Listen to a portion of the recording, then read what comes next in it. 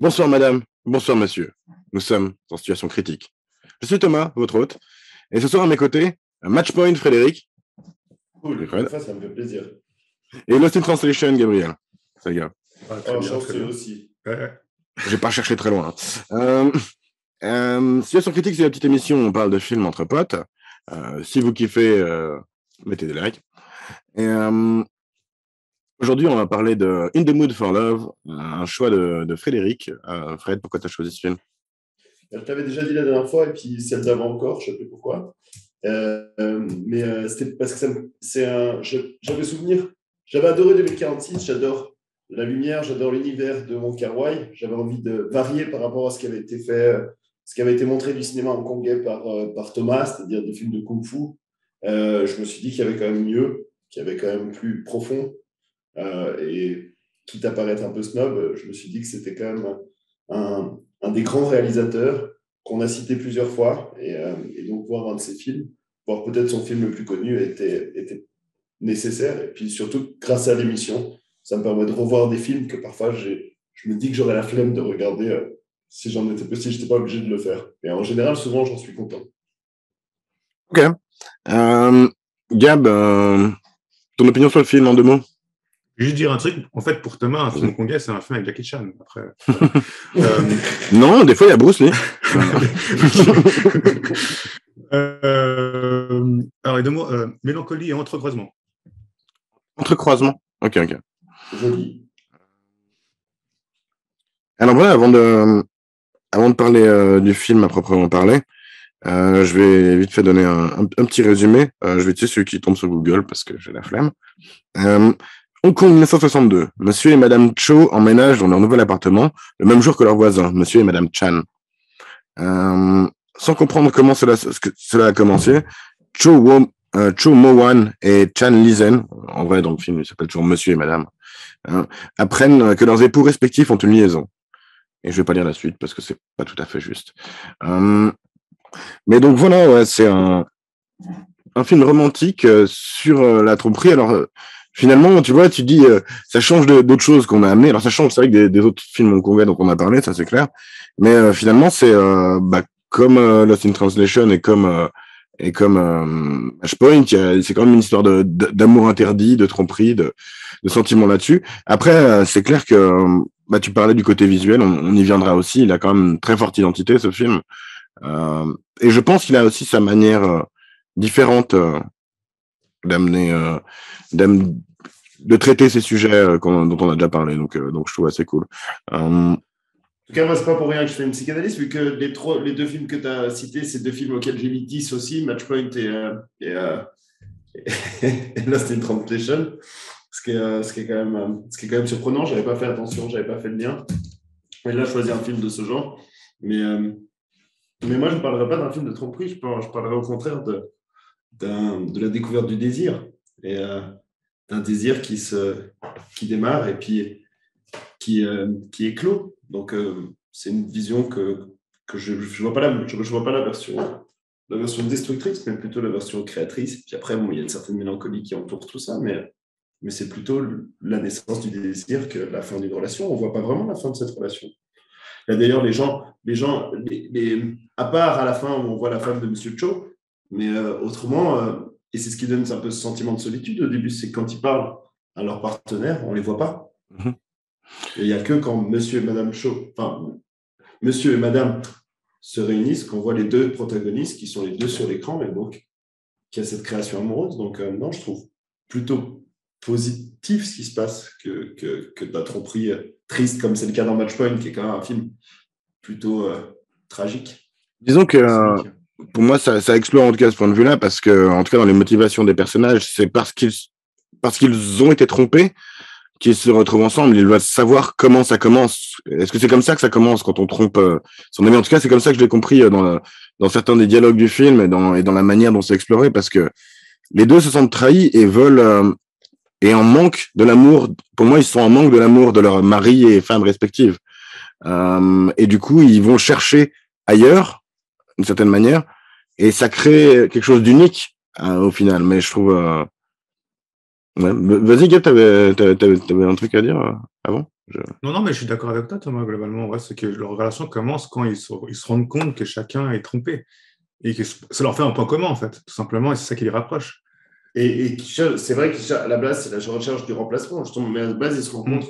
Ils ont un vide, en fait. Il y a un vide à combler, donc les deux, ils se soutiennent dans voilà. Nous, on sait que ça va mener à quelque chose en tant que spectateur, mais eux n'ont pas l'air de le savoir vraiment encore. Ils se rencontrent par un peu pur hasard, puis d'ailleurs, ils se demandent qu'est-ce qu'elle aime votre femme, qu'est-ce qu'elle mange votre femme. C'est-à-dire, c'est un jeu très spécial de séduction qui est très étrange quand ils sont au restaurant. Ou bien, j'ai remarqué que votre femme avait le même sac, ou elle l'a acheté, votre cravate, c'est ma femme. On voit qu'ils sont encore très liés, mais qui se rencontrent un peu comme deux inconnus qui se parlent.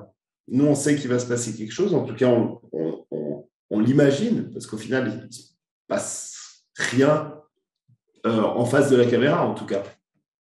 Mais non, je ne sais pas, moi, j'ai trouvé qu'il y avait pas mal de subtilité. Je crois que... Alors...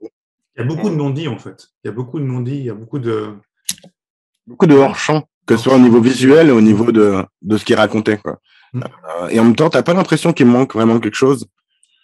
Tu vois, tu n'as pas l'impression d'être perdu, de te dire, tiens, pourquoi il se passe ça? Enfin, moi, j'ai pas eu cette impression-là, en tout cas, tu vois. Je trouve qu'au niveau sentiment qui est véhiculé par les personnages, c'est toujours crédible, en fait, leurs actions. Même si c'est un petit peu théâtralisé, c'est une chose, mais vraiment, j'ai trouvé cool cet aspect-là. J'avais lu sur Wikipédia que Wong Kar-wai avait pas dit aux acteurs ce qui allait se passer et s'ils allaient se rencontrer, s'ils allaient se choper, etc. Donc en fait, eux-mêmes, ils devaient jouer sans savoir ce qui allait arriver. Apparemment, ils ont tourné la fin du film, 2 versions de la fin du film, d'abord, et après, ils ont tourné tout le reste du film. Après, justement, en feuilletant Wikipédia, j'ai aussi vu que le tournage a duré 15 semaines parce que Wong Kar-wai a une façon de tourner assez particulière où il va tourner beaucoup, jusqu'à ce que le feeling soit bon pour lui, tu vois. Et du coup, ouais, ça a pris très longtemps et ça a donné beaucoup de, Je crois qu'il n'a pas pris beaucoup de possibilités, quoi. Pour un scénario, je crois qu'il n'a pas pris 8 ans, Wong Kar-wai, pour le faire. Si. C'est possible. On voit qu'il y a une forme de soin maniaque, presque fou dans ce qu'il fait. Je veux dire, tu vois, à un moment donné, moi, j'étais surpris, tu vois la main de cette femme qui passe comme ça, et tu as l'impression, tu te dis, mais il a dû mettre, soit il a une chance dingue pour pouvoir choper ce moment, soit il a dû lui demander de le faire à peu près 150 000 fois, parce que c'était si gracieux. D'ailleurs, c'est une des démarches les plus gracieuses que j'ai vues dans un film, quand elle marche. Moi, j'étais assez subjugué par la grâce et l'élégance de cette femme. Maggie Cheung est magnifique, ouais, dans ce film. Profondément sublime, ne serait-ce que même ses robes, avec ses motifs un peu les robes qu'on appelle les kipao, ouais, qui sont assez traditionnelles de cette époque-là, du XXe siècle. C'est ça, avec pourtant cette froideur malgré tout. C'est très froid, mais en même temps, elle va lui apporter sa petite soupe. Donc, elle reste très chaleureuse, mais elle ne le montre pas. Il y a cette retenue, enfin, on a l'impression un peu c'est un peu comme dans Barry Lyndon, tu vois, cette forme de retenue un peu d'époque au milieu de ces beaufs qui jouent au mahjong, quoi. C'est marrant, dans les 5 premières minutes, j'ai pensé à Barry Lyndon aussi, quoi. C'est marrant, hein. Alors, il y a une chose qu'ils ont en commun, notamment, c'est le format d'image. Il y a la musique. Cette musique répétitive qui revient à chaque fois un peu avec du violon, c'est aussi ça qui fait penser, du violoncelle, c'est un peu ça qui fait penser aussi à Barry Lyndon. Il y a ça, puis le format d'image est le même, c'est du 1,66 par 1, en fait. C'est vrai que c'est un format particulier qui n'est pas tout à fait 16/9, tu vois, si tu le regardes sur un écran en 16/9, bah, tu verras que tu as des petites barres noires sur le côté, ce qui est un truc qui est assez peu commun. Il y a aussi ça dans Shining, par exemple. Tout à fait, attention, pourquoi ils font ça? C'est pour se donner un genre? Bah, théoriquement, alors on peut dire ça comme ça, on peut voir ça comme ça si on veut être méchant, mais théoriquement, ton format d'image va dire quelque chose de différent, tu vois, quelque chose comme un western. Si tu as un format d'image serré, c'est très bizarre. Alors que là, finalement, on est dans des couloirs beaucoup, on est dans des endroits restreints, tu vois. Étriqués, ouais. Mais chaque porte. J'ai jamais vu autant de scènes dans un palier de porte, quoi. Exactement, dans des couloirs. Et puis même ces appartements hongkongais où finalement chacun habite dans la famille de quelqu'un d'autre. La famille de Madame Chan, c'est ça? C'est Madame Chan et Monsieur Cho, si je ne me trompe pas. Oui, Madame Chan, Monsieur Cho, et puis Madame Tsang pour la logeuse. Alors justement, ils habitent chez Monsieur et Madame Kou, les Chan, et puis ils habitent chez Shine, ouais justement. Donc ils habitent chacun chez une autre famille en plus. Donc c'est quand même, il y a ce côté où ils sont très propres sur eux, tu vois, ils présentent très bien, mais finalement c'est pas un milieu de riches. Vraiment, c'est très particulier comme. Ouais, c'est la classe moyenne, je crois que globalement peut-être la basse classe moyenne. Mais pourtant, ils ont ce côté très éduqué. Ils font un peu penser, moi, sous certains aspects, ça m'a aussi fait penser au dernier empereur, c'est-à-dire avec cette Chine très éduquée, avec des manières presque excessives, hein, un raffinement presque trop excessif, un peu hors du temps, un peu suranné comme ça, et puis qui s'oppose un petit peu à la logeuse, qui est vraiment en train de jouer au mahjong, qui elle est plutôt la prolo enrichie et qui n'en fout pas une et puis qui loge les gens, un peu la profiteuse, tu vois. Il y a un truc un peu, une forme de mépris là-dedans. D'ailleurs, ça m'a fait un peu penser c'est un peu la version asiatique du mépris de Godard, quoi. Ça, je t'avoue, j'ai pas la rêve. Bah, c'est aussi un film très lent, mais Godard, c'est juste chiant. Là, au moins, il y a l'exotisme qui apporte quand même un petit peu de... C'est plus joli, quoi. Mais tu parlais juste c'est très étriqué, en effet. C'est ce qui est très intéressant, mais je ne sais pas comment il a réussi à faire, parce que chaque fois, on a l'impression qu'il y a un manque d'espace total, mais il arrive à passer derrière une porte, derrière un mur. Je ne sais pas comment son décor était fait, mais c'est très, très intelligemment fait pour que tu aies l'impression qu'il puisse toujours voir, mais en étant dans un petit coin de mur ou à travers. C'est comme si on regardait toujours un peu par le trou de la serrure quand on regarde ce film. Et c'est très spécial comme sentiment. Il y a un sentiment de voyeur, quoi, un petit peu. Quoi. Ouais, totalement. En dehors de ça, non, vas-y. Mais en dehors de ça, il y a ça justement, ça enferme les personnages. Tu vois, tu sens qu'ils sont enfermés par certaines des conventions sociales qui font qu'ils sont ce qu'ils sont. Tu vois, qui se présentent comme ils se présentent. On voit quand même dans le film qu'il y a quand même une grosse pression sociale par rapport à l'adultère, par rapport à comment être un couple, comment être une femme, comment être un mari. Donc il y a aussi ce côté-là je pense qu'ils sont tout le temps dans la retenue, surtout elle, parce que je pense qu'il y a plus de pression sur les femmes que sur les hommes, on va pas se mentir. Donc je pense qu'elle est toujours dans la retenue parce qu'elle a peur de faire un faux pas, en fait. C'est pour ça qu'elle décline souvent de ne pas manger avec la logeuse, des trucs comme ça. Je pense qu'elle veut rester clean, quoi, globalement, un maximum.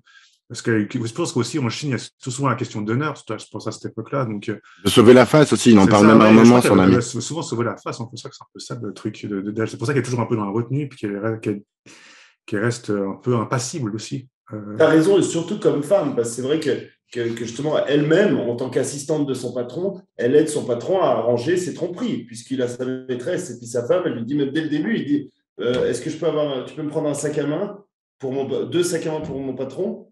Pourquoi? Tu sais bien pourquoi. Puis après, de la même couleur? Oui, de la même couleur, ça ira, parce qu'il a toujours sa maîtresse, son patron, puis elle essaie toujours de mentir en permanence, alors que pour elle doit sauver la face, puis elle doit sauver son honneur à elle. Les autres personnages parlent souvent de tromperie, justement, que ce soit son patron qui trompe sa femme, ce qui n'est pas dit directement, mais c'est très évident. Hein, justement, on sait bien pourquoi. Il y a l'ami de Monsieur Cho, qui est le chauve là, qui est un des personnages qu'on aurait pu croire presque sortait de Shaolin Soccer, quoi. C'est un des seuls acteurs que j'ai trouvé qui était pas ouf, quoi. Surjoué, c'est un peu le classique de surjeu. Ouais, voilà. Alors que cinéma asiatique. On y reviendra, justement, je trouve que les acteurs ont été excellents autrement. Mais en dehors de ça, je voulais venir au fait qu'il y a cette pression sociale, on la voit vachement chez les logeurs, justement, qui disent « Ah, tu devrais vivre ta vie comme ci ou comme ça, tu vois. Quand on est jeune, on devrait faire ci, mais pas trop. Ah, vous êtes malade, mais vous devriez pas manger du riz collant. Mais vas-y, mais va te faire foutre, quoi. C'est très agréable, alors qu'ils passent leur temps à jouer au mahjong pendant toute la nuit, à faire chier. Ou à rentrer bourré des soirées. Vous n'êtes pas encore en train de travailler. C'est vrai, c'est abusé. Et puis même quand c'est vrai que tout est oppressant dans ce film. C'est des commères, c'est comme le cliché de la concierge un peu, tu sais. Ouais, puis sinon c'est un peu les gardiens de la morale, quoi, aussi un peu.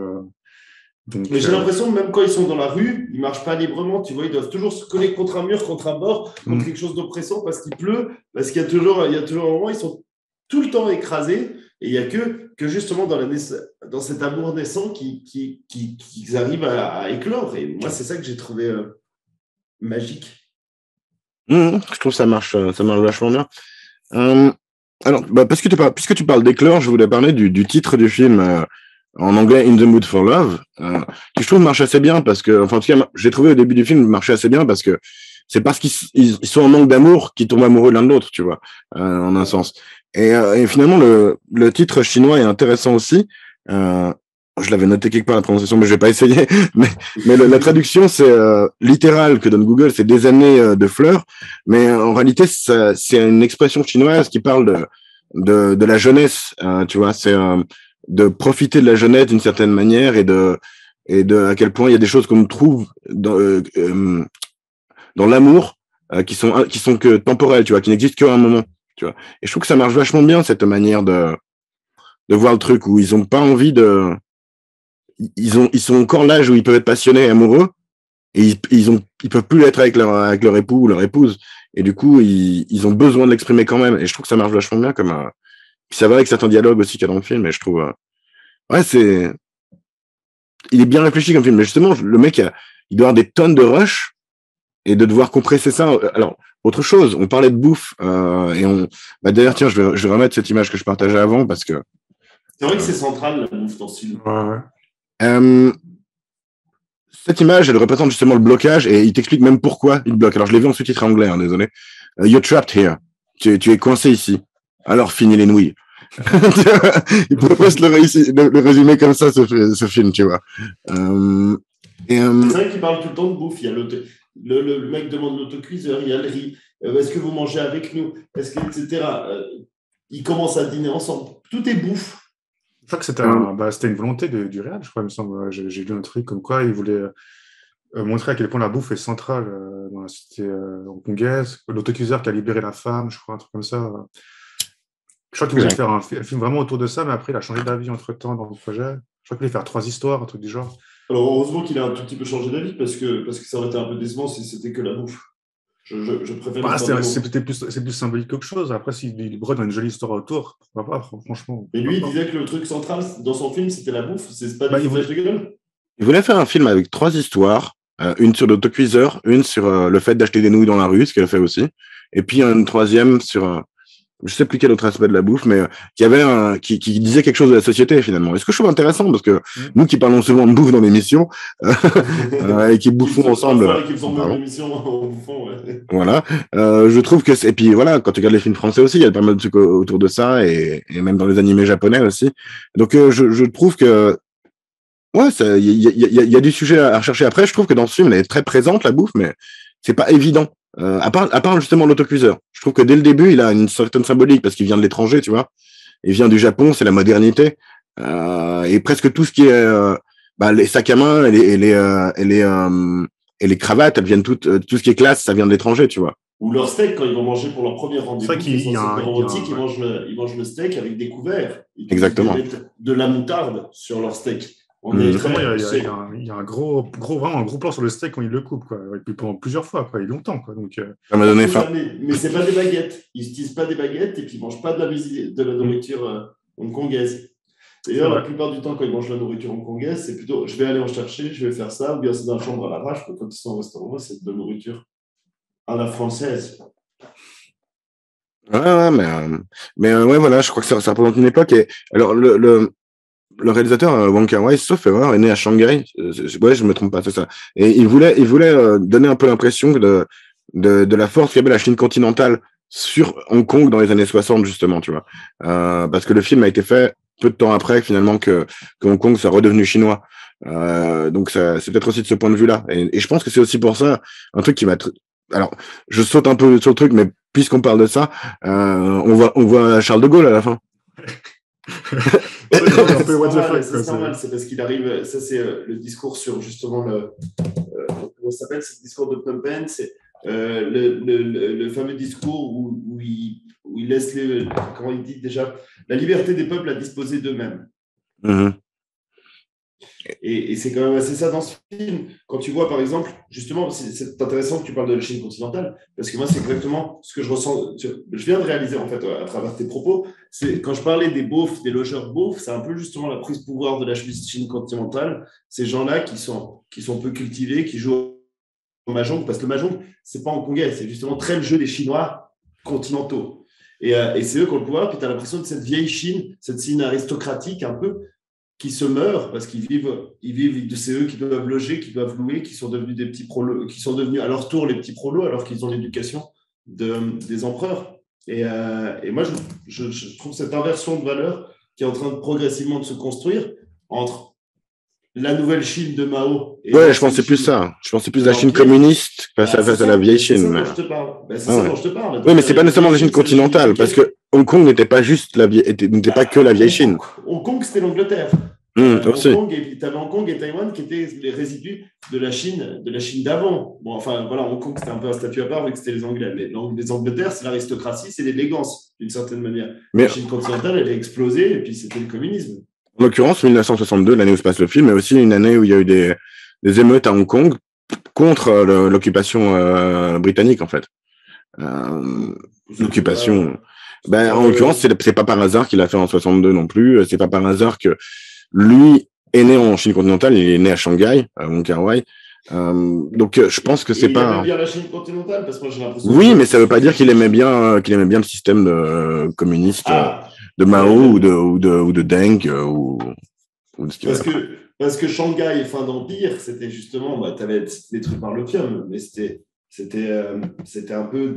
Il y avait une ambiance de fin de règne, et les ambiances de fin de règne ont quand même un côté très chic. Du coup, lui a grandi dans les années 60, alors dans la région cantonaise, justement. Canton, c'est ce qu'on appelle maintenant Guangzhou, mais c'est dans la même région que... C'est pas si loin que ça que Shanghai, et c'est aussi dans la même région que Hong Kong.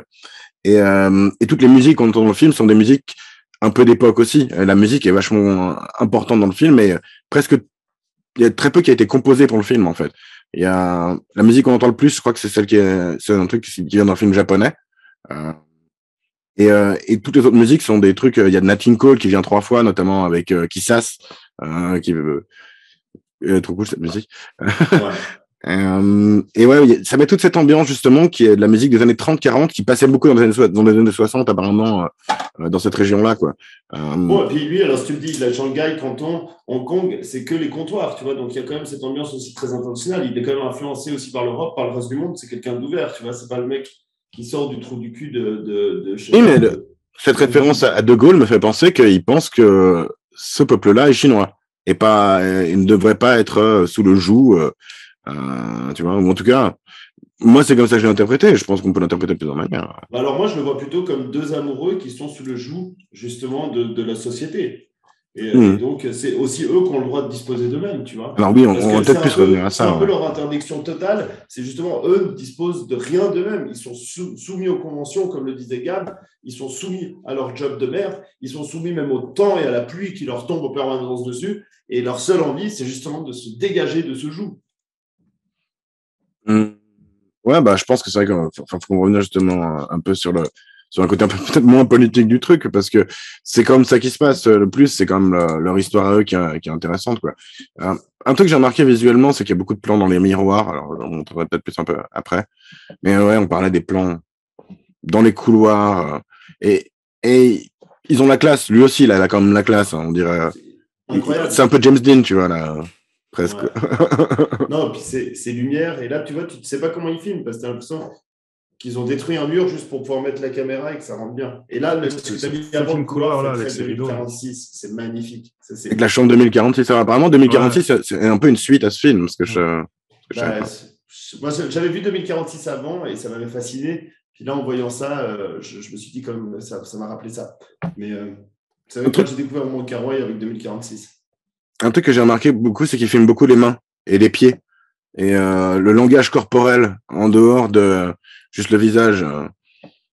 C'est ce que je disais, moi, cette main qu'elle frotte comme ça, qu'elle passe avec tant de délicatesse sur la porte, c'est sublime. Puis voilà, comme tu le dis, sa démarche, comme on a dit tout à l'heure, ce film est terriblement sensuel. Il n'est pas sexuel, il est sensuel. Il est très peu sexuel. C'est vrai que c'est aussi ça qui est intéressant. Il y a beaucoup de pudeur. C'est ça. Et on filme beaucoup des choses. Voilà, tu vois, dans le film on filme des choses hors champ toujours. Je voulais passer un petit extrait, une fois n'est pas coutume. On va pas se faire interdire. Eh oui. Non, très court. Très court. Il faut que Gab chante dessus. Non, il n'y a pas trop de son, je crois. Enfin, c'est pas de la musique, donc ça ne va pas se faire repérer. Qui ça, alors, du coup. Ça suffit. Hop, c'est ce moment-là. Vous voyez ce que je veux dire? Le moment où elle hésite à aller jusqu'à la chambre. Et où tu as tout ce montage et tu comprends tout est expliqué par le visuel, en fait. Sur son hésitation à tromper et son angoisse, quoi. Je trouve ça. Et tous les jeux de couleurs. Moi, je pense quand même que Sofia Coppola, elle s'est un peu inspirée de certains trucs. Elle l'a remercié apparemment. On sent qu'elle a essayé avec moins de talent quand même. Hein. Enfin, moins de génie, parce qu'elle a du talent. Mais il y a quand même je sais pas, ces couleurs, ces jeux de couleurs, un petit peu de lumière. C'est côté filmé dans un couloir comme si tu étais, comment dire, trop de serrure. Ça m'a fait penser. J'ai vu beaucoup de similitudes en fait, les deux films. En fait, j'ai pensé à plein de films en voyant ce film. Comme on a dit Barry Lyndon, j'ai pensé à ça aussi. Enfin, ouais. Bah, Gab, t'en penses quoi, justement, par rapport à... Moi, je trouve qu'il y a quand même un peu de différence. Je trouve plus... Bah, tu vois, Gab, tu parlais, quand on avait parlé de comment... 1000 fois plus élégant. Je comprends non, mais... Laisse-moi finir. Tu as parlé du côté Office du tourisme, puis il avait l'autre film. Et là, c'est vrai qu'on ne visite pas vraiment Hong Kong. Il y a qu'un peu à la fin où on se retrouve à Angkor Wat, où tu dis, OK, bon, ça pourrait faire... Mais tout le reste, c'est vraiment intimiste, vraiment. C'est vachement différent, je trouve. C'est ça qui est bien. C'est ça qui est bien. On raconte... Enfin, il n'y a pas trop... Il y a aucune facilité, en fait. Je crois qu'il était vraiment très carré, Wong Kar-wai, de ce côté-là. Et il a fait son truc, et puis voilà, quoi.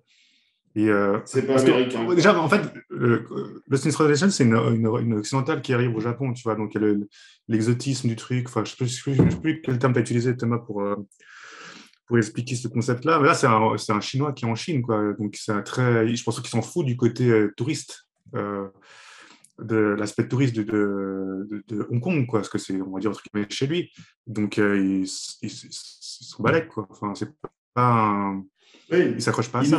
Ils ne font pas le truc classique américain où tu montres un bâtiment super connu de Hong Kong pour qu'on te dise « Hey, on est à Hong Kong !» C'est ça, c'est moins vulgaire, en fait. Ben, il est contemplatif sur certaines choses, mais différemment. Pour moi, il me paraît très authentique aussi. Je sais pas, enfin, il n'y a pas de... Il n'en fait pas trop. Enfin, il y a un bon équilibre, en fait, tout simplement. Enfin, voilà. Enfin, il a son approche à lui, quoi. Il a sa touche de cette histoire d'amour. Et c'est ça qui est cool. C'est ça qui est... Ouais, tu vois pas souvent des films comme ça, à ce point... Tout point de vue, en tout cas, au niveau histoire, scénar, visuellement. Visuellement, je crois honnêtement que c'est un des films les plus beaux que j'ai vus, juste en visuel. Moi, un truc que je trouve intéressant, c'est que tu vois, côté... il a sa beauté à lui, ce film. Il a sa beauté à lui, il a son truc, quoi. Même les couleurs, on dirait... J'ai l'impression qu'on est en permanence sur des peintures. Ça me fait penser... comment ça s'appelait ce... Edward Hopper, là. Vous voyez, c'est avec ces jeux de lumière un peu comme ça. On a déjà parlé genre 3 fois dans l'émission, mais ouais. Et bien, à chaque fois, c'est à choisir des films qui ne font pas penser à ça, mais regarde, ça fait quand même... Bon, peut-être pas sur ça. Ce que tu as dit avant... Il n'aurait pas été encore... Non, mais juste ce que je voulais dire dans ce truc-là, c'est qu'on n'a pas de personnage dans l'image à plein de moments dans ce film, en fait. Et ça donne quand même des trucs stylés. Ça, c'est très Edward Hopper, cette lampe.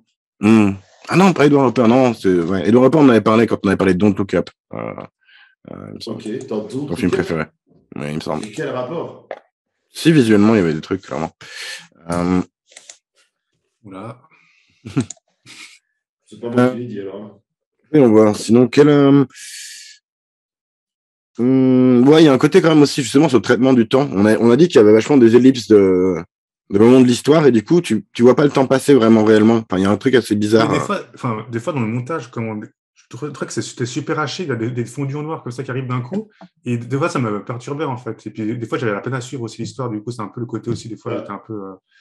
Sur la fin, il y a des années où il se voit pas. En gros, ouais, non, mais après, des fois, même dans le... Ah oui, ouais. Parce que même dans la même année, donc 62, tu vois qu'il y a des ellipses aussi, mais c'est pas forcément précisé que ça tire quand même dans le temps, leur relation. Tu vois, ça dure pas une semaine, leur relation. Je pense que ça durait quelques semaines, voire quelques mois. Et des fois, j'étais un peu... c'est vrai que parfois, j'étais pas très attentif en regardant le film. Parce que je suis regardé en VO sous-titré anglais.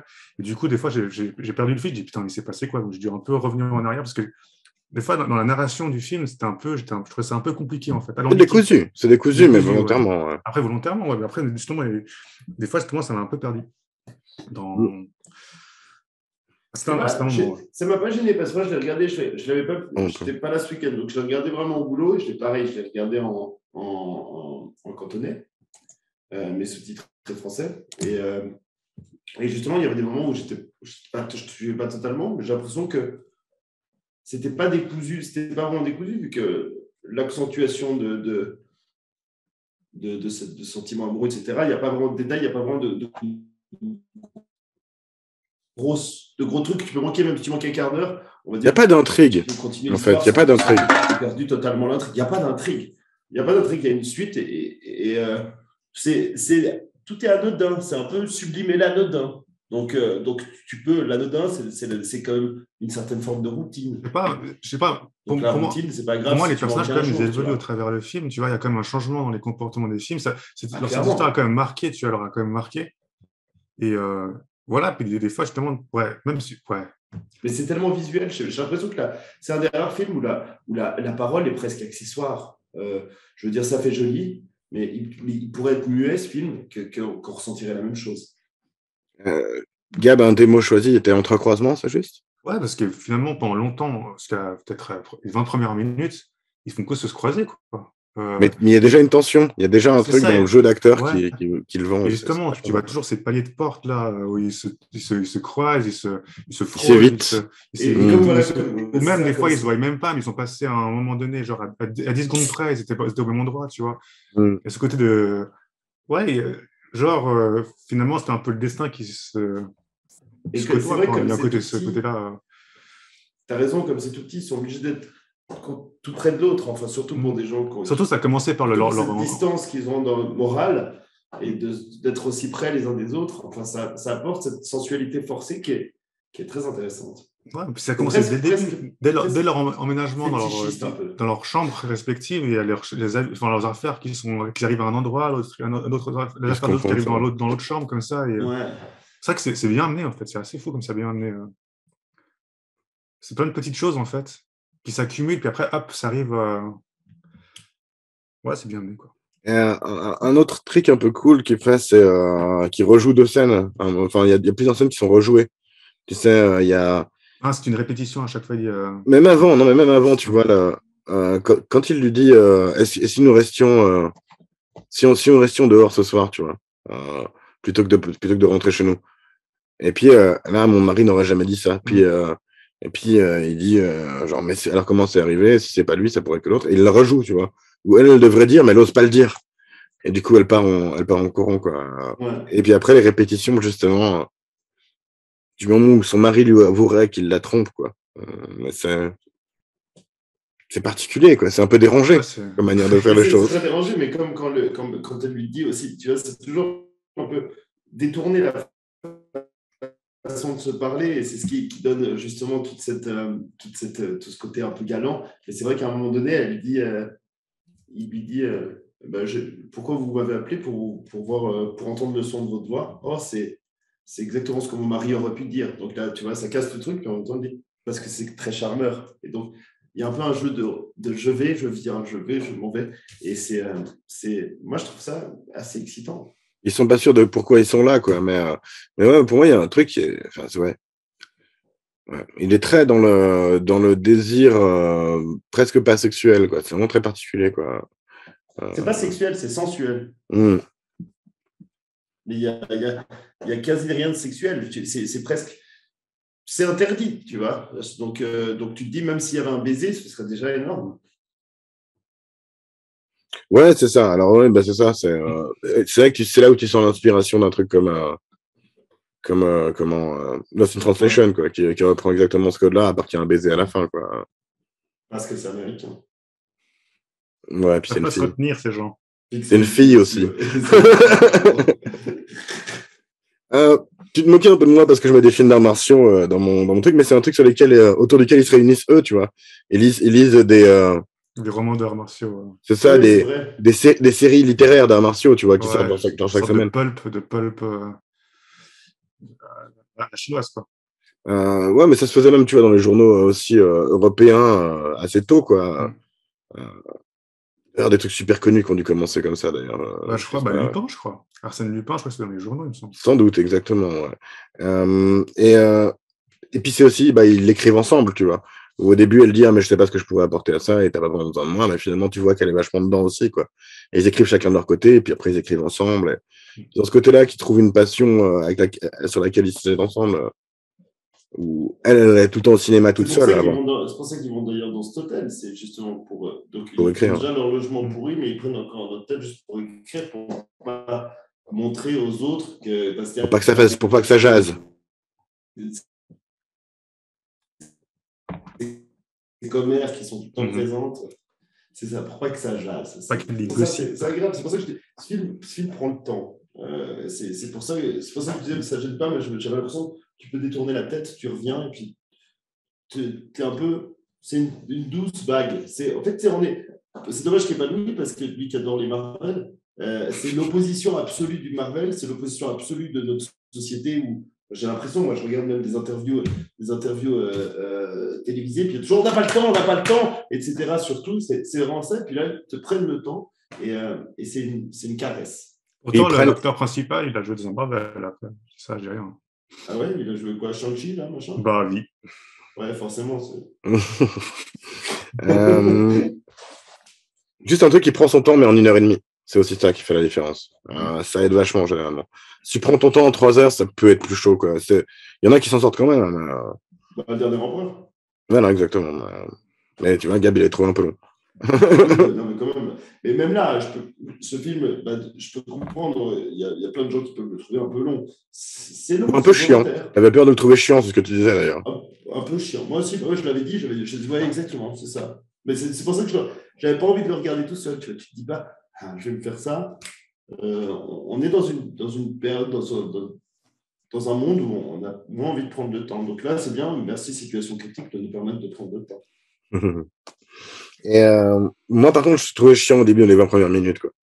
Ça parle un peu trop de cravate et de. Mais après, une fois que ça démarre, une fois que justement il y a ce côté sensuel enfermé qui marche un peu plus, tu vois, où tu es un peu moins les voisins qui emmerdent tout.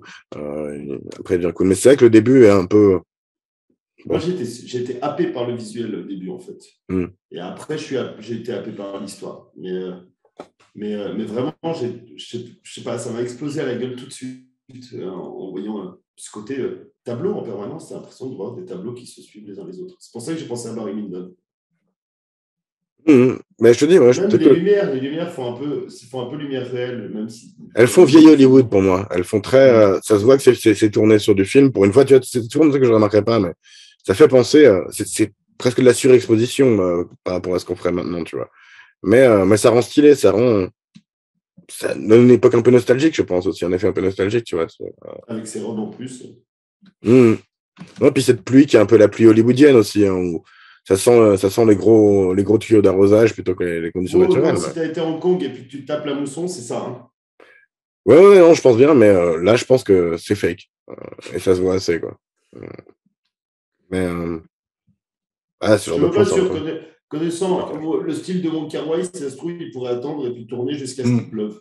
J'avoue que s'il a fait 15 mois. Quoi. 15 semaines le truc. 15 mois 15 mois, ouais, je dirais. Ouais. Non, c'est quand même trash. L'autocuiseur qui fait son retour. Ouais. Même ce téléphone est beau, bordel, c'est dingue. Non, mais. Pas abusé non plus. Alors, c'est vrai qu'il faudrait peut-être les nommer. Ce reflet vert comme ça par-dessus, c'est esthétique. Faudrait peut-être nommer faut que j'aille voir sur le Wikipédia le nom du directeur de photographie parce que c'est quand même, je pense, beaucoup lui qui a de l'importance vu que il tournait non-stop. Au bout d'un moment, c'est le mec qui a la caméra en main qui fait que. Peut-être c'est Wong Kar-wai. Ce genre de plan. Non, tout à fait pas. Pas du tout. C'est comment il s'appelle? Christopher Doyle, voilà, qui est un mec. C'était son 9e collaboration avec Wong Kar-wai, tu vois. Donc il travaille toujours en binôme, quoi. Et en fait, il a quitté le film en cours de route et il a été remplacé par Mark Lee Pingbin. Sérieux? Ouais. Et en fait. Donc, si dans 2046, ça veut dire si le mec a quitté, c'est-à-dire que dans 2046, c'était pas lui, tu as une esthétique tout aussi belle, ça veut dire que c'est surtout Wong Kar-wai. Alors, non, c'était C'était Christopher Doyle qui, à nouveau, est parti en cours de route et a été remplacé par plusieurs mecs différents. Et c'était 2046, c'était la dernière fois qu'ils collaborent ensemble, sauf erreur. Parce que filmer 15 mois avec ce mec, au bout d'un moment, c'est bon, t'as autre chose à faire, quoi. Mais je respecte, quoi. À part ça, cette scène est assez cool aussi, tout ce concept de dire le secret dans un trou. À nouveau bien filmé, bien bloqué, tu vois ce que tu montres pas. Ça va dans l'oreille du moine. C'est à l'extérieur et qui se libère et puis qu'on voit de l'espace, qu'on voit qui respire en gros. Et pourtant, tu vois, on finit sur ce genre de plan, tu vois, où c'est beaucoup de trous et d'entrées Ah oui, 2046. Ah oui, putain, c'est pour ça. Ouais, c'est le numéro de la chambre. J'ai même pas fait attention. Mais ça, c'est pas à la toute fin, c'est plutôt qu'on voit. Et ouais, moi j'ai remarqué, alors tu vois, j'avais pas vu l'autre film. Bravo. Tu l'as vu 2 fois? Hein? Ouais, mais j'ai marqué la première. Okay. Et t'as pleuré pour ce film ou pas? Non, parce que il a une certaine manière d'être triste qui est justement dans la retenue, tu vois. Il essaie pas de te mettre un coup de poing dans le ventre, tu vois. Tout de suite, la violence avec toi, Thomas. Non, mais tu vois ce que je veux dire? C'est très joliment dit, c'est tout à fait vrai. Je plus sois. Et pourtant, j'ai figure paternelle aussi, c'est ça. Non, mais alors peut-être que c'est aussi que les films romantiques ont tendance à moins me toucher, ça c'est vrai aussi. Mais la douleur qu'elle avait à Madame Chan, je la trouvais quand même vachement touchante, vraiment quoi. Et puis lui qui avait, si je veux parler comme un policier, je dirais une colère froide, mais tu vois une douleur froide, tu vois qui était très, il pouvait pas la montrer parce que c'est pas ce qu'on fait quand on est un homme dans ce milieu-là. Il ne parle pas de la face non plus. Exactement. Mais que tu ressens quand même, parce que les acteurs sont excellents. Tony Leung et Maggie Cheung sont... Elle aussi, elle va se cacher dans sa douche pour pouvoir montrer sa tristesse. Et, après, elle peut pleurer avec lui. Ouais, c'est vrai. Et il y a un côté comme ça. Et c'est pas étonnant vraiment qu'il a inspiré Machine, Sofia Coppola. Parce que, clairement. Dans ce côté, souffrir ensemble un peu, quoi. La même merde. Je voulais partager, je voulais reparler un peu du côté, justement, dans les prises de vue, il y a vachement de moments avec des vitres, avec des miroirs, plus que d'habitude encore. Mais tu vois, là, lui, il est dans ce coin-là, donc c'est un reflet d'un miroir, quoi. Je sais pas si c'est juste stylé ou si ça veut dire quelque chose, mais c'est stylé, en tout cas. Le nombre de fois où on te montre une scène dans l'angle d'un miroir et où ça te... justement, tu vois... On parlait de format en 66, mais là, ça te rechange le format quand tu filmes comme ça aussi, tu vois. Du coup, ça donne c'est visuellement vachement riche pour un film où on pourrait dire, entre guillemets, qu'il se passe pas grand-chose, même si c'est pas tout à fait le cas, mais en vrai, si, il se passe pas grand-chose. C'est exactement les critiques que vous aviez formulées sur pas une critique. Sur le film de Coppola. Non, mais critique, ça peut être positif ou négatif. Et ce qu'il y avait eu sur le film, vous disiez, mais il se passe rien du tout. Et c'est vrai que c'est exactement ça, il se passe rien. Par contre, c'est terriblement poétique, c'est aguicheur tout en étant pudique, c'est de la finesse. Et la finesse, forcément, elle n'est pas perceptible de prime abord. Par contre, qu'est-ce qu'elle est riche? Je pense qu'il y a aussi un côté aussi, moi, il faut que je sois d'humeur à voir ce genre de truc, tu vois. J'aurais pu le voir, un de ceux-là, après le boulot, une fois en semaine. Je dis non, je vais attendre un après-midi fainéant du week-end, tu vois. Pour moi, j'aurais bien voulu voir au ciné, en fait. Ah, c'est clair. Je pense que j'aurais été plus dans l'atmosphère. Peut-être j'ai perdu un peu de certaines choses que le film m'aurait proposé dans une salle ciné. Peut-être ça aurait été plus adapté. Parce que devant mon écran PC, c'est que ça le fait moins, quoi, du coup. Mais je pense que j'aurais été plus attentif aussi, peut-être à plus de choses aussi. Donc, je sais pas. Je trouve que justement, le visuel attire vraiment l'attention parce que chaque seconde, t'as des plans sur de la moquette avec un rideau qui bouge, quoi. Enfin, c'est con, et ça arrive à être vachement stylé. Donc je te dis, même moi, le téléphone que Gab n'a pas touché, Gab, moi, m'a touché. Donc vraiment, j'en ai pris plein les yeux. Ah ouais, j'ai vu. Hein.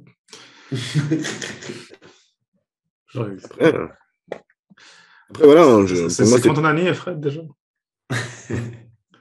C'est délicat, c'est important la délicatesse dans ce monde de brut. Oh.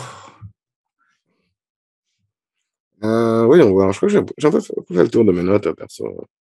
Non. Je voulais parler d'un truc. Alors, c'est un peu rapport avec...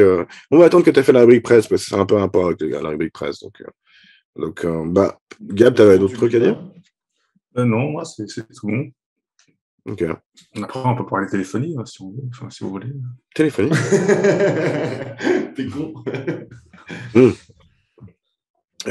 Écoutez, on va passer du coup. Oui, t'en as une, tiens, du coup, de rubrique, Gab? T'as trouvé quelque chose? Non, désolé. Pas cette semaine.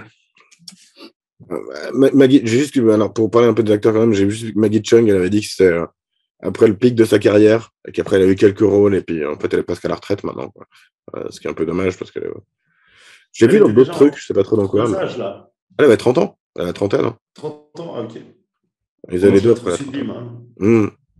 Mais je pensais qu'elle avait un petit peu plus. Et elle a joué encore dans 2046 après, non? Il me semble. Non, en fait, ils ont réutilisé du film. Okay, ouais, voilà. De toute façon, il y avait tellement de rush, le gars, que. C'est ça. Alors que Tony Chung, lui, c'est ça son nom? Ouais. Il a joué dans 2046. Une bonne partie, en tout cas. J'ai rien vu d'autre de Wonka. Ouais, j'avoue que ça m'a connu. Ça m'a donné envie d'en revoir. Plusieurs années pour faire, c'est quoi? The Grandmaster. Un film justement de Kung Fu, du coup, d'arts martiaux. Ouais, je crois qu'il n'en est pas content. Tout ce que j'avais vu. Je crois que c'était un tournage compliqué aussi. Puis je crois qu'il y avait, en plus, sur plusieurs choses, il était assez innovant, ce film, il me semble. Mais je crois que c'était un peu comment dire, ouais, c'était un peu raté, je crois, parce que les attentes après étaient tellement grandes que du coup, quand il a montré le film, les gens étaient plutôt déçus. De souvenirs comme ça. Après, je pourrais pas. Ok. Mais t'avais trouvé sympa? Et ça vous a donné envie d'en revoir ou pas? Moi, si c'est un peu moins lent, ouais. J'aime bien les films lents, mais je suis pas. C'est pas le truc où je me lance direct dedans. Lui, c'est plutôt lent. Tous ces films, je crois. En tout cas, Grandmaster est plutôt lent. Pour revenir sur notre mot favori, c'est contemplatif. C'est là qu'on n'avait pas encore dit, quoi. Parce que ça contemple pas grand-chose, en fait. Ça contemple des téléphones pour que toi, tu réfléchisses pendant ce temps, tu vois. T'es pas en train de te dire, c'est joli le paysage, quoi. Justement, parce qu'il y a trop de plans serrés, finalement, pour que ça soit contemplatif. Ouais, c'est pour ça que. Mais en même temps, comment un plan sur une main, par exemple, peut être contemplatif, tu vois, Sur une main, oui. Parce que tu as une activité qui est très lente, tu vois, donc d'une certaine manière, c'est ça. Moi, c'est en plus il y a quand même un côté impressionnant dans la contemplation, on va dire. Pas forcément, il ne faut pas que ça soit forcément une grande plaine de la grande taïga russe. Tu peux être justement dans une petite salle et puis ils se regardent dans le blanc des yeux et c'est contemplatif. Tu les contemples. Tu n'as pas besoin que ça soit immense pour que ça soit contemplable. Ou même une contemplation de simplicité un peu dans un système un peu bouddhiste, tu vois. C'est ça dans ce qui est cool aussi dans ce film, c'est qu'il est excessivement simple et il n'est pas justement un show-off. Il n'y a pas besoin que ça c'est ton côté russe qui veut de l'immensité pour que ça soit beau. C'est pas nécessaire, l'immensité. C'est pas nécessaire non plus d'être anti-russe en ce moment. Ils prennent déjà bien cher. Je suis un des plus russophiles de la bande. On va passer à la question à la con. En vrai, pour une fois, j'aurais pu insérer une question de bouffe, je l'ai pas fait. C'est même pas con ta question. C'est un peu, parce que on a justement les relous qui jouent au mahjong toute la nuit. Vous, c'est quoi c'est à quel jeu que vous jouez toute la nuit? Quand ça vous arrivait? Moi, ça m'est arrivé très rarement. Les seules fois où ça a dû m'arriver, c'était avec toi, Thomas, je pense. On a eu Risque, où je vous avais pulvérisé la gueule. Ça, je m'en souviendrai toujours. Ça, je m'en souviens. Moi, je m'en souviens. J'avais pris l'Australie et j'avais gagné. Ce qui était quand même pas évident, puisque je partais depuis une île. L'Australie, c'est l'endroit le plus facile à défendre. Mais bon, bref. Mais c'est plus difficile d'attaquer et tu as plus vite moins de ressources. Mais je pense que c'est pas le débat. Non. Excuse-moi de faire mon Thomas sur ce coup. Et autrement, il y avait un autre jeu aussi où on jouait. Comment ça s'appelait ce jeu vidéo où il fallait gagner, ramasser toujours plein de trucs. D'ailleurs, la sauvegarde. Tu penses à Champions of North? Champions, c'est ça. On avait passé des nuits à jouer à ce jeu jusqu'à ce qu'à un moment donné, notre sauvegarde tombe, puis on n'avait pas fait de sauvegarde. Depuis genre 3-4 heures. Ouais. On avait fait un build de ouf, tu vois. Thomas avait une nouvelle hache, avait une nouvelle épée. C'était parfait. Et puis là, il fallait repartir sur 6 heures à refaire la même chose. Puis on n'y a plus jamais touché. C'est ça. J'y ai plus jamais touché, je crois que j'y ai rejoué après. Ouais, c'est ça, on peut faire une partie. En tout cas, on n'a plus jamais touché à cette partie-là, quoi. Gab? Je sais pas, je sais qu'il n'y a pas vraiment de jeu où je suis pas un tryharder, quoi. Mais c'est un jeu de cartes, peut-être. J'ai peut-être joué, j'ai joué De depuis cap? longtemps. Jeu de cartes. Ah. Peut-être qu'on Articulé. ça arrivait des soirées. Ouais, je croyais que Gab arrivait avec sa cape comme ça, et puis son Mais petit ouais, masque, cap c'est et un type d'épée, de quoi. soirée un peu Mais spécial. ouais. Cap Après, et masque, tu sais, genre. c'est ça, ouais, enfin, Comment j'ai des s'appelle parties le fines, film quoi. avec. Des petites parties Ouais, fines exactement. C'est ça, on s'est compris. dans un lupanar. Ouais, mais sinon, après, je sais pas, ouais, jeux vidéo, quoi. Genre type FIFA, c'est vrai que les gros tournois, on pouvait jouer des heures, quoi, entre potes. C'est vachement Non, souvent ça, c'est le truc entre potes qui fait que ça C'est dure des ça, heures. ouais. Puis après, c'est surtout quand après, il commence à avoir l'alcool et plein d'autres trucs. Donc ça augmente le machin, quoi. Ouais. Bah, moi, les trucs alors, justement, partie de poker, c'est arrivé que ça traîne jusqu'à la fin de la nuit aussi. Mais ouais, dans les jeux vidéo, il y en avait plein, justement, des risques, notamment. Ça m'a déjà pris un week-end une fois. Une histoire assez légendaire. Et puis, sinon, ouais, celui où je pense qu'on a passé le plus de nuits à jouer avec Pierre et avec Maël et avec Louis, c'était Age of Empires, sans doute. Ah ouais, c'est vrai que Cool je aussi, peux pas dire c'est cool aussi, ouais. Où on allait au cybercafé, et le cybercafé, il devait fermer à minuit, mais en fait, en vrai, il fermait pas, quoi. Ouais, c'est vrai. Non, c'est clair. C'est clair, Voilà. ça, je passais du temps aussi dessus. Ouais. Ouais, bon, c'est moins de notre âge maintenant, les gaming. Si ça se fait, c'est en solo, quoi. Ouais, puis je sais pas pourquoi maintenant je m'ennuie, tu vois. Je fais 2-3 heures et je m'ennuie. Je pourrais plus faire comme en civilisation, tu vois. Je pourrais passer 6 heures de suite devant Civ. Là, je passe 1 heure, puis après je lui dis, il me pète les couilles. En plus, il me défonce la gueule. Je suis devenu nul en plus. Mais c'est vrai, j'ai beau être plus âgé, j'ai pas gagné en maturité, je suis devenu mauvais. Et Ouais, je c'est suis très d'accord. frustrant. Je suis pas non plus très bon aux jeux vidéo, c'est un truc qui me. J'y joue quand même, mais voilà. Là, je joue à Slay the Spire en ce moment, ça fait justement, j'ai des centaines d'heures dessus, mais c'est à peu près tout. Voilà, ben, rubrique presse. Déception, quoi. T'avais rien, Gab? Non. Ah non, j'ai rien. J'ai pas. Alors, ça vous surprendra pas trop. Niveau presse, c'est dithyrambique. C'est maximum le plus bas. Je crois qu'il est à 98 sur IMDb. C'est minimum 4 étoiles de la presse. Et puis, la plupart, presque tous, c'est 5 étoiles. J'ai trouvé Libération qui dit quelque chose de bien, étonnamment. Nul mieux aujourd'hui que Wong Kar-wai ne filme cette tranquille hémorragie du temps et de l'énergie vitale. Cet écoulement inexorable de l'existence qui passe et n'offre pas la moindre prise. C'est très, très bien écrit. Et une autre qui m'a plu aussi. Alors, juste attends, c'est vrai qu'il y a ce côté-là dans le film qui dit à la fin, enfin, justement, que c'est une autre époque. Il pourrait retoquer chez elle quand il sait qu'elle a un gamin, etc.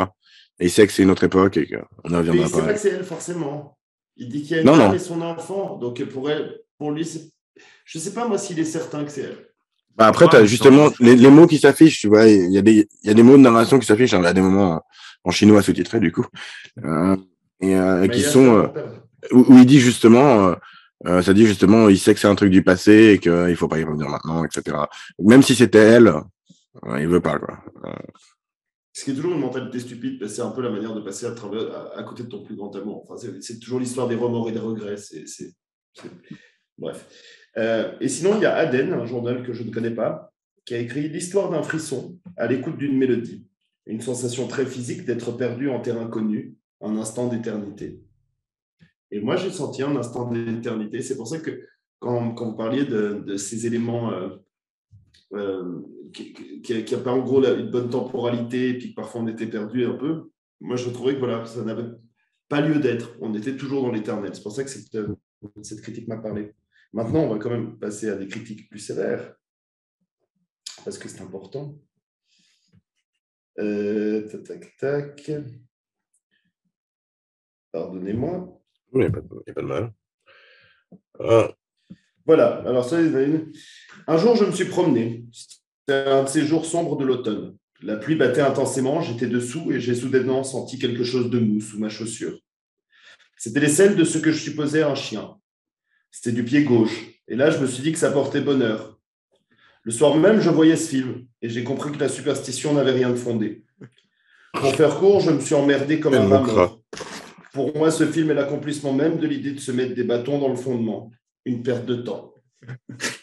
Ce qui est bien, c'est que ceux qui regardent ce film, même quand ils le critiquent, ils le font avec une certaine élégance. Ce qui montre que quand on sort de ce film... Ouais, c'est pas si le mot que j'aurais choisi, quoi. En tout cas, avec une certaine originalité, une certaine parole. Il ne dit pas juste « c'est de la merde ». Tu vois, il y a quand même un peu de travail. En substance, un peu, mais... C'est grandiosement pénible, sublimement chiant. Je dirais même plus un pur enchantement. C'est rigolo. Après, c'est recherché par rapport aux autres. Non, mais il y a une certaine recherche. Après, je peux comprendre de trouver le film chiant. C'est évident. C'est pour ça que je dis, on n'est pas du tout dans l'époque actuelle où on prend le temps. Prendre le temps, c'est devenu un stress et une angoisse pour la plupart des gens. Donc, évidemment, ils vont pas. Il y a beaucoup de gens qui peuvent ne pas apprécier ce film. Mais rares sont les critiques qui disent autre chose que simplement c'est chiant. Alors, ils le disent bien, mais c'est tout. Ouais, je pense que de toute façon, ce qu'il essaie de faire, il le réussit, ce film. Donc, c'est un peu difficile de lui en vouloir sur autre chose que si c'est pas ce que t'aimes, c'est pas ce que t'aimes. C'est ça. Je voulais venir en rebondissant là-dessus. C'est quand même un des films qui se retrouve vachement facilement dans les tops des plus grands films de tous les temps. Que ce soit dans les trucs des réalisateurs, de critiques, etc. C'est notamment un des seuls films des années 2000 et après. Dans les films des années 2000, généralement, le plus haut classé, c'est soit celui-ci, soit Mulholland Drive. Ah ouais? Et je trouve celui-ci quand même beaucoup moins chiant que Mulholland Drive, personnellement. C'est qui fait ces classements? C'est des gens qui les notent ou bien c'est là? J'en ai vu qu'un. Ou c'est des classements faits par des journalistes? C'est qui fait? Les réalisateurs et les journalistes, généralement, sont des gens à citer ces trucs-là, quoi. Donc le milieu. Oui, voilà. Mais même en général, tu vois, quand tu as des cinévores pointus, il fera quand même beaucoup partie de ces listes, In the Mood for Love. Et je trouve que c'est pas étonnant, parce que il fait des trucs que visuellement, tu vois bien qu'il fait des trucs un peu uniques. Au niveau montage, tu vois bien qu'il fait des trucs un peu uniques. Et il t'emporte dans son ambiance. Il est silencieux un peu, il est contemplatif, entre guillemets. Du coup, c'est logique que ça plaise à des critiques et à des réals. Si tu es vraiment dans le milieu du cinéma, moi, en tout cas, moi qui ne les suis pas, mais en tout cas, si tu te mets dans cette optique de regarder vraiment le visuel, etc., moi, c'est un des plus beaux c'est je pense, le plus beau visuel que j'ai vu sur un film. J'ai jamais été autant subjugué par... Il faut que je revoie 2046, mais j'ai jamais été autant subjugué par l'image. Disons pour quelque chose d'assez mondain, enfin pas mondain, mais pas assez simple, hein, enfin dans le sens où ça ne filme pas des endroits spectaculaires. Voilà, la taïga de Gab. T'es dans un petit appartement. C'est pas le Seigneur des Anneaux, voilà. Tu vois. Ou alors Bac Nord avec l'arrivée sur Marseille. Voilà. Alors, on reprend des grands films très visuels. Non, mais une autre chose, c'est que justement, là, je trouve que tout est justifié visuellement. C'est un truc que tu t'avais énervé quand j'avais parlé de ça sur Bac Nord, mais je trouve que dans ce film-là, tout a assez du sens, quoi. Donc, c'est donc normal que ça plaise à des réals aussi, quoi. Bref, on va passer aux notes, si ça vous va. Du coup, on finira par Fred. Je vais y aller alors. Oui. Non, mais alors, en fait, voilà, c'est pas mon genre de film à la base. C'est les films un peu lents, les films de romance, c'est pas mon genre de film. Mais il est très réussi et plus on et surtout voilà, plus on en parle et plus je comprends pourquoi il est unique dans son genre. Enfin, je veux dire, je m'en rendais un peu compte, mais voilà. Et j'hésitais entre 8 et 9 en fait, parce que le problème c'est que j'ai l'impression que 8 ce serait pas assez vu que j'ai mis 8 à Motherfuckers. Mais en même temps, est-ce que c'est tellement moins mon genre qu'un truc comme Motherfuckers, tu vois. Il a fallu que je me mette dedans, tu vois, par rapport au rythme du film, etc. Et si je l'avais pas vu pour l'émission, je l'aurais sûrement moins apprécié, tu vois, parce que là justement il a essayé de trouver qu'est-ce qui fait qu'il est unique, qu'il est vraiment cool, qui fait que c'est cool. Mais je vais quand même lui mettre un 9, mais c'est plus parce qu'il le mérite que parce que je l'ai kiffé. Même si je l'ai beaucoup kiffé, 8 ça aurait été beaucoup kiffé. Mais puis je pourrais pas lui mettre un 10 parce que c'est pas tout à fait mon genre. Mais et puis en fait, tu vois, il m'a moins plu, au moins simple que le truc de Coppola là, que Lost in Translation en fait. Alors que c'est clairement un meilleur film, mais Je sais pas. Je ressemble sûrement plus à Sofia Coppola qu'à Wong Kar-wai. Donc voilà, ce sera 9. Gab. Ouais, pareil, j'ai beaucoup aimé ce film aussi, unique dans le visuel. Je fais semblant de ne pas entendre parce que. Non, unique dans le visuel, la musique aussi, c'est ça qu'on a un peu parlé aussi, c'était trop cool. Après, le problème, c'est que j'ai pas été happé, quoi, comme Fred l'a été, tu vois, j'ai pas été. Je crois que je suis pas vraiment rentré dans le film, finalement. Je sais pas, c'est pour ça que je disais avant, je pense que j'aurais préféré le voir au cinéma, quoi. Avoir vraiment une bonne atmosphère, un endroit vraiment propice à regarder ce film, quoi, parce que j'ai l'impression d'avoir passé à côté. Mais je reconnais toutes ces qualités, tout simplement. Donc, c'est vachement la musique, à part ça, qui m'a... Ouais, musique, mais même tout, quoi, jeu d'acteur, il y a vraiment... il y a tout qui est bien, quoi, dans ce film, quoi. Donc, moi, je mettrais un 8, quoi, parce que peut-être plus par rapport à mon ressenti, quoi. Je suis passé à côté du film, peut-être, je sais pas. Ça va pour passer à côté 8. Ouais, bien sûr, mais tu vois, certains... D'habitude, c'est 5, hein, quand tu dis ça. Non, mais certains pourraient me dire que c'est n'importe quoi, que ça vaut un 11, quoi, comme ces connards qui ont mis tous mis 10 à Truman Show, tu vois, donc... C'est un scandale. Ouais, non, il est très bien. Non, mais c'est un très bon film, je suis d'accord, c'est un trombi. Bon, je te laisse finir, regarde, pardon. C'est un trombi-film, tout à fait. Non, mais voilà, c'est juste c'est surtout une note de ressenti, quoi. C'est plus ça. Non, mais justement, en note de ressenti, justement, c'est pour ça que moi, j'étais en conflit, c'est que je pourrais mettre plutôt 8, voire même 7 en note de ressenti, mais je dois reconnaître que justement, par ce côté unique et intéressant, je me suis quand même pas... C'est ça qui m'a amusé, donc je sais pas comment c'est pour toi, mais... Oui, non, c'est ça, non, mais c'est... Enfin... Mais pour Truman Show, c'est un très bon film, mais quand on met un 10, il faut que ça soit vraiment son style de film. C'est quoi?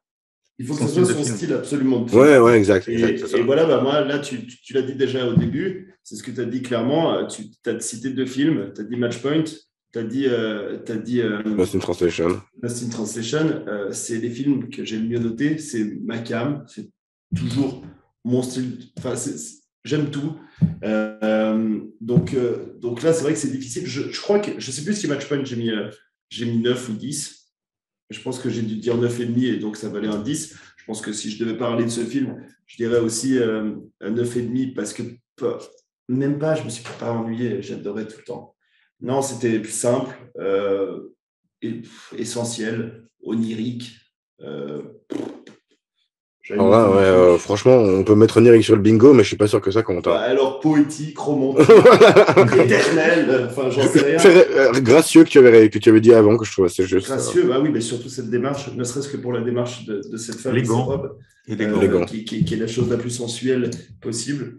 C'est à l'opposé de tout ce qui se fait aujourd'hui. Et moi qui suis un vieux réac. À l'opposé de ces Marvel que Louis aime, quoi. Mais c'est ça. Moi, mon côté, j'aime ce qui meurt, j'aime ce qui disparaît, j'aime ce qui n'existe plus, j'aime cet autre temps. Et c'est exactement ce qui se passe dans ce film. C'est quelque chose qui n'existera plus jamais.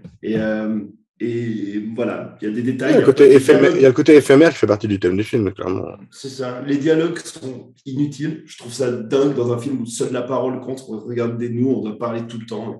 Enfin, tout n'est que parole. On n'a pas mis 15 mois, nous. Non, c'est vrai. Non, tout est parfait. Donc, ça va être mon 3e 10. Je ne pouvais pas mettre autre chose. Je suis désolé, Gab, mais j'ai pas le choix. No comment.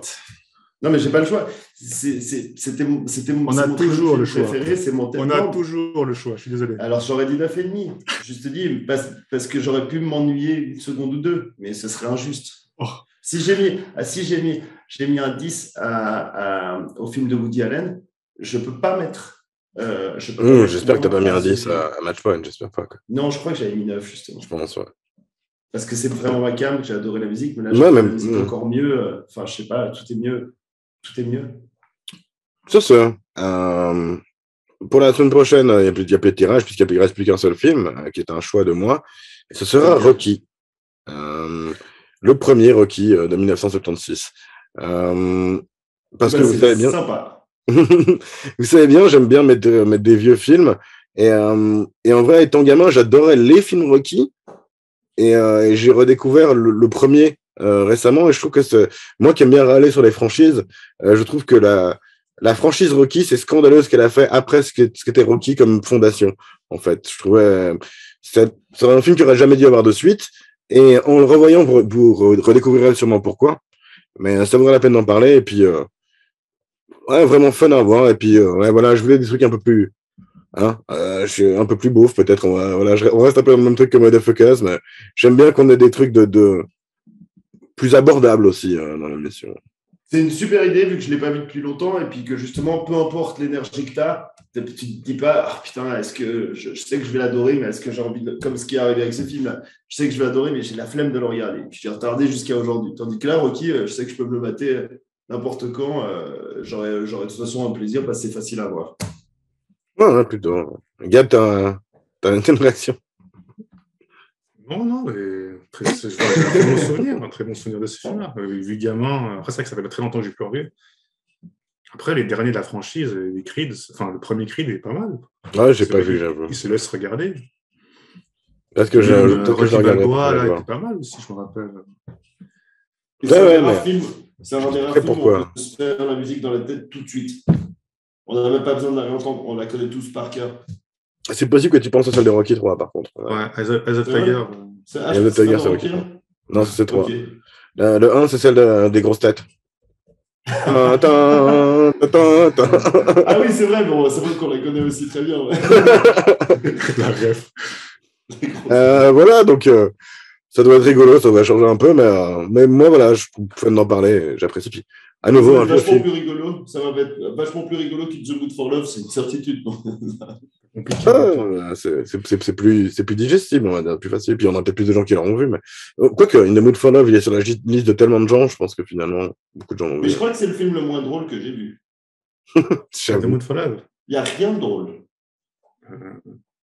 Je sais pas. Dans Prisoner, c'était pas très marrant non plus. Hein. Pas faux. Non, mais ouais. Prisoner, si, on peut se moquer du triso. C'est ça. Old Boy. Si, Old Boy, si. Ouais, c'est vrai. Dans l'horreur, c'est marrant, quoi. C'est tellement dans l'horreur. Ouais, c'est ça. Non, puis même, les personnages sont un peu ridicules dans l'acting. C'est vrai qu'on n'a pas beaucoup parlé, mais c'est vrai que des fois, on critique le jeu d'acteur dans les films asiatiques, et là, c'est l'inverse, quoi. Ils sont parfaits, quoi. À part, justement, dans son pot de show, et puis le mec, quand il est bourré. Voilà. Ils sont vraiment des personnages accessoires. Exactement. Sur ce, voilà.